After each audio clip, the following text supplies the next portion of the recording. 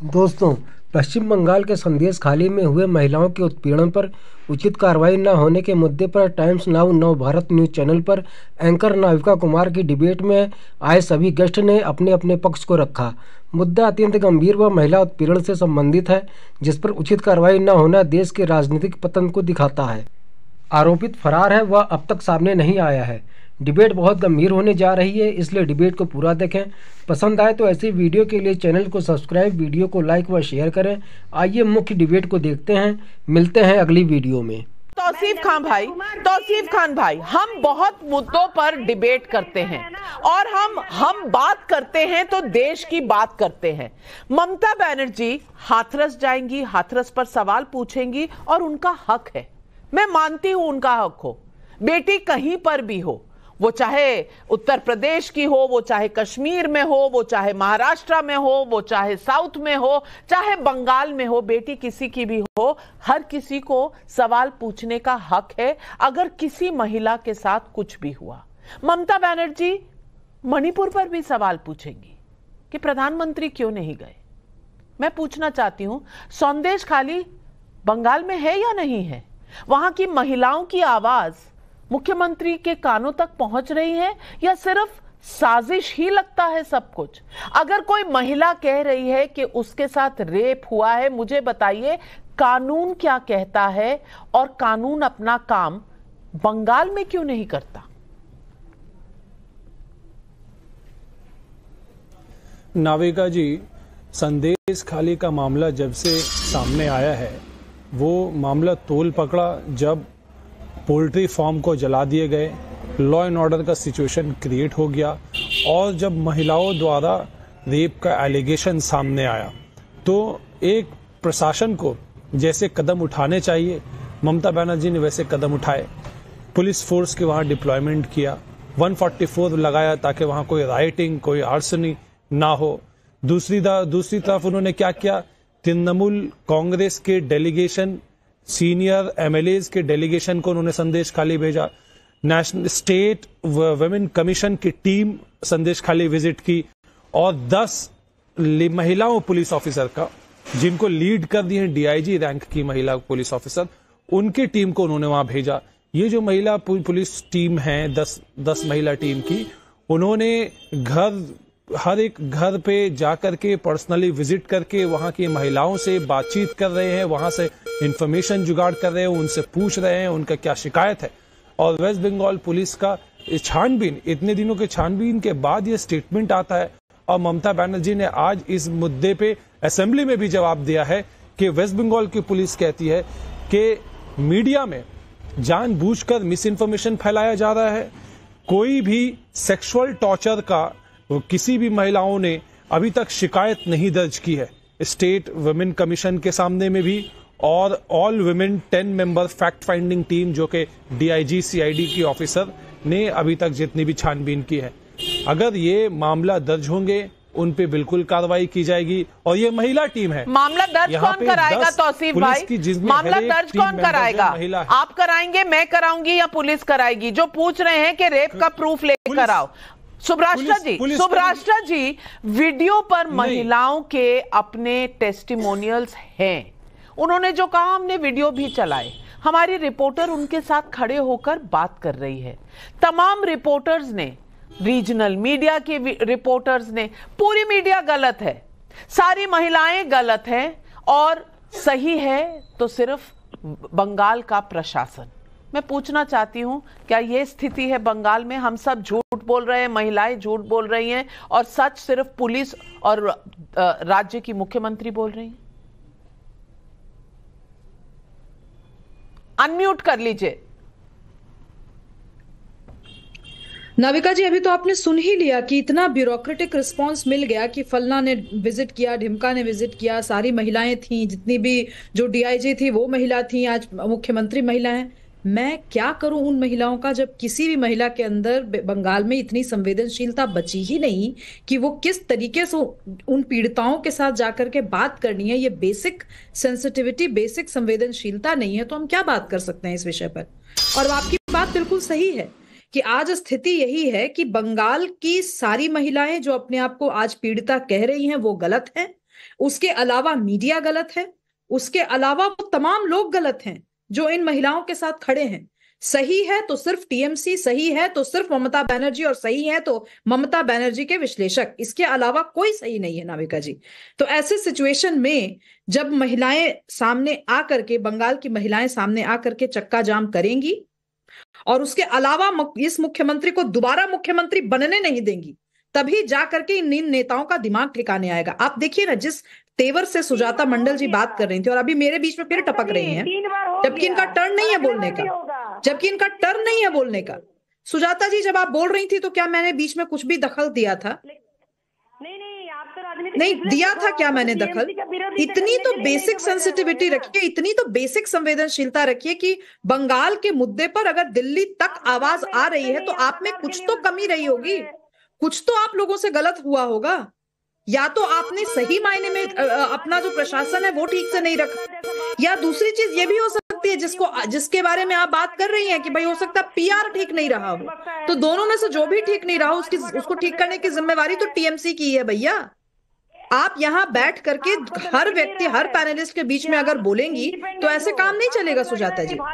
आप मुझे सिर्फ इतना बताइए कि क्या आपके यहाँ बंगाल के प्रशासन ने, बंगाल के शासन ने, बंगाल के टीएमसी के नेताओं ने सुओ मोटो कॉग्निजेंस लिया इस बात पे, हाँ या ना? अगर नहीं लिया तो क्यों नहीं लिया? ये लोकतंत्र है। लोकतंत्र में जो व्यक्ति सत्ता पक्ष में होता है उसका काम होता है कि उनसे की सत्ता जिनके ऊपर कर रहे हैं वहां पे कहीं भी समस्या हो तो ये मुख्यमंत्री का दायित्व बनता था कि वो सामने आती और कहती कि मेरे रहते हुए मेरे प्रदेश में महिलाओं के साथ गलत हो रहा है, मैं ऐसा बर्दाश्त नहीं करूंगी। लेकिन ममता बनर्जी का जो आज बयान हमने सुना असेंबली में नाविका जी, वो बहुत ही शर्मनाक था। एक महिला होने के नाते शर्मनाक था और एक महिला नेत्री होने के नाते तो बहुत ही प्रॉब्लमैटिक था वो। मैं अब सुजाता जी लगातार कह रही है उनको बोलने। सुजाता जी हमारे खिलाफ नहीं, उन महिलाओं के लिए आप अगर आवाज उठाती ना तो आपको हम लोग भी सपोर्ट करते, लेकिन आप हमारे खिलाफ तो जाइए, आपका हक है, लेकिन आप उन महिलाओं की आवाज तो सुन लीजिए। आपको किसी की आवाज नहीं सुनाई दे रही क्योंकि आपकी अपनी आवाज इतनी ऊंची है जो सिर्फ राजनीतिक साजिश की बात कर रही है। हम मन से, दिल से, तन से हम लोग वो निपीड़ित लेडीज लोगों के पास है। अगर ये दूध के धुले हैं तो उत्तम सरदार को निष्कासित क्यों किया? ये सीधा सवाल है आपसे। आप इतने दूध के धुले हैं तो निष्कासित क्यों किया? भाई आपकी तो कोई गलती नहीं है, आप तो दूध के धुले हैं। ज्यादा मत बोलना। आपने तो कभी कुछ गलत नहीं किया। आपने तो ऐसे नेताओं को चैन नहीं दी है जो महिलाओं का इस तरीके से अत्याचार चालू है, मतलब ऑर्गेनाइज सेक्सुअल हैरेसमेंट जिसको कहते हैं ना, आप उसके मास्टर बन गए हैं। तो बताइए आपने क्यों निकाल दिया इसको, उत्तम सरदार को अपनी पार्टी से? अगर आप इतने सच्चे हैं तो इसलिए उसको भी नहीं निकाला होता। उसको तो आपने निकाला क्योंकि आपको भी मालूम है, आपको भी मालूम है क्या चल रहा था, आपको भी मालूम है। लेकिन जो आपके लिए ज्यादा जरूरी है, जो गुंडा है, जो लैंड ग्रैबर है, जो पैसे चुराता है जनता से और भेजता होगा आपके पार्टी फंड में, उसको बचाने के लिए अब आप टीवी पे आके सारे एक लाइन में खड़े होकर झूठ पे झूठ बोले जा रहे हैं। सुजाता जी मैं आपको रोकूंगी और मुझे आपका फेडर भी 2 मिनट के लिए डाउन करना पड़ेगा क्योंकि हमारे साथी विवेक श्रीवास्तव जी भी बैठे हैं, इनकी पार्टी भी है बंगाल में। और विवेक श्रीवास्तव जी, मैं जानती हूं कि लेफ्ट पार्टीज ने, सीपीएम ने, सीपीआई ने एक प्रदर्शन भी किया है बंगाल में इसी मुद्दे को लेकर, संदेश खाली को लेकर। अब अगर आप भी वहां पर प्रदर्शन कर रहे हैं तो कुछ ना कुछ तो हुआ होगा, कुछ ना कुछ तो हुआ होगा ना संदेश खाली में। लेकिन आपको कोई एफआईआर नजर आई? आपको नजर आया कि ये महिलाएं क्या बोल रही हैं? और आपने ममता बनर्जी का आज बयान सुना, आपकी क्या प्रतिक्रिया है? देखिए, अगर कुछ भी गलत हुआ है तो उसके बारे में तहकीकात होनी चाहिए। जो भी राज्य है उसकी चीफ मिनिस्टर रिस्पॉन्सिबल है, जो रूलिंग पार्टी है वो रिस्पॉन्सिबल है। They have to come out with a statement, they have to come clean। ये बड़ी सीधी सी बात है। तो हमारी तो यही अपील थी तृणमूल कांग्रेस से भी कि मीडिया को भी ना रोकें, उनको जाने दें, महिलाओं को बयानबाजी करने दें। अगर कुछ भी गलत नहीं हुआ है तो डरने की कोई जरूरत है ही नहीं, इसलिए तथ्यों को छुपाया ना जाए। ट्रांसपेरेंसी से बात हो, और अगर गलत हुआ है तो वो हमारा देश है, हमारे देश के किसी भी राज्य में किसी भी पार्टी की या कोई नॉर्मल सिटीजन, कोई भी महिला हो, महिला है। आपके चैनल पे जब वुमेन रिजर्वेशन बिल पास हुआ था तो हम सारी स्पीचेस सुन रहे थे, सभी महिलाओं ने पार्लियामेंट में एकजुट होकर के कहा था कि महिलाओं को जाति और धर्म में ना बांटे, हमारी कोई भी जाति और धर्म हो, हमें उपेक्षित रखा गया है इस मुल्क के अंदर।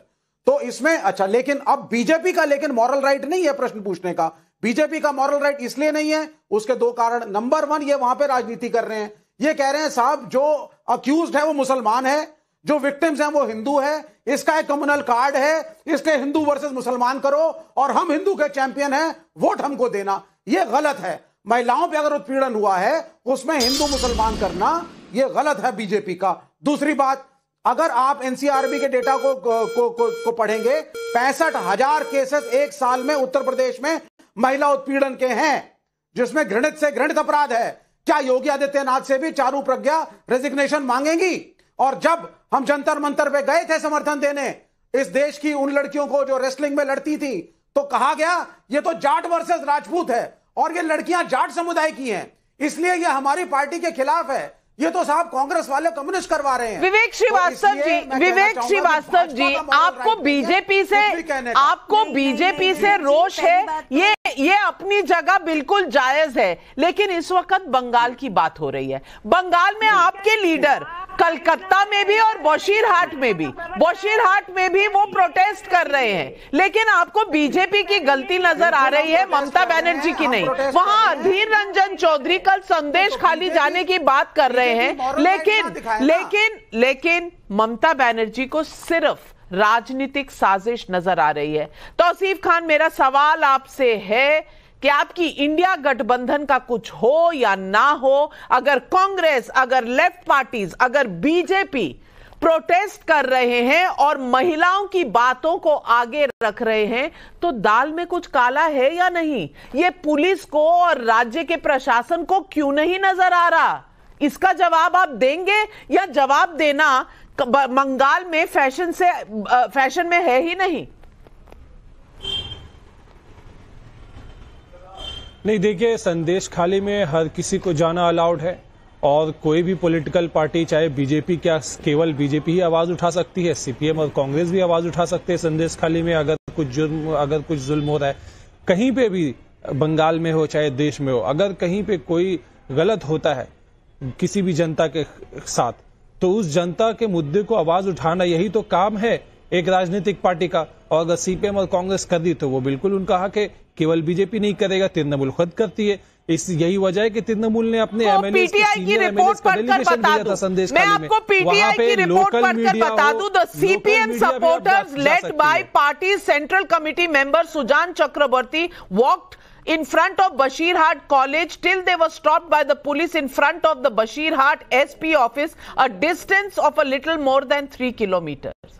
रोका जा रहा है। क्यों रोका जा रहा है? महिलाओं की आवाज दबा दो, राजनीतिक दलों की आवाज दबा दो, किसी को वहां जाने ना दो और उसके बाद कहो कि ये राजनीतिक साजिश है। विवेक श्रीवास्तव जी, आप इस पर पोजीशन लेंगे या नहीं? आज सवाल है महिलाओं का, ये सवाल किसी राज्य का नहीं है, किसी पार्टी का नहीं है, महिलाओं का। आप पोजीशन लेंगे कि नहीं? हम किसी को बिल्कुल ठीक बात है, बिल्कुल ठीक बात है। हम तो कह रहे हैं हमारा पोजीशन क्लियर है कि तृणमूल कांग्रेस को ट्रांसपेरेंसी दिखानी चाहिए और जो लॉ एंड ऑर्डर की समस्या है वो इनकी रिस्पॉन्सिबिलिटी है। फैक्ट्स को क्लियर करें, अगर कुछ गलत हुआ है मीडिया को आने दें, कुछ गलत हुआ है वो महिलाएं झूठ बोल रही हैं, अगर कुछ गलत हुआ है क्या वो महिलाएं झूठ बोल रही हैं? सुभ्राष्टा जी, इनको अगर याद आता है, अगर बीजेपी का कोई राज्य होता तो अगर याद आता, या सिर्फ बंगाल में अगर याद आता है? आज इनको बंगाल में भी अगर याद नहीं आएगा नाविका जी। अगर मैं भी अगर कह देती हूँ, नहीं ना विवेक जी, हो गया आपका टर्न। अगर असेंबली इलेक्शंस होते ना तो आप देखिए कि इसी अगर की बात को वो गोल कर जाते। असेंबली इलेक्शन नहीं है, अभी लोकसभा चुनाव है, अभी इनको दिखाना है कि इंडी गठबंधन बिल्कुल साथ है, तो इसके लिए महिलाएं बलि चढ़ सकती हैं तो चढ़ जाएं, पीड़िताएं बलि चढ़ सकती हैं चढ़ जाएं, किसी को कोई फर्क थोड़ी पड़ता। लेकिन सिंपल सी बात है, इस देश का जो विपक्ष है, इस देश का विपक्ष आज तक कभी उसने मुद्दों की राजनीति नहीं की है। उसने हमेशा इलेक्शंस को, इलेक्टोरेट को गेमिफाई किया है। उसने हमेशा इलेक्टोरेट को एक्सेल शीट पर कॉलम्स में देखा है, तो आप क्या एक्सपेक्ट कर रही हैं? तो ये भाषा बोल रहे मुझे, तो मैं बिल्कुल नेचुरल बात है, ये नॉर्मल सी बात है मेरे लिए।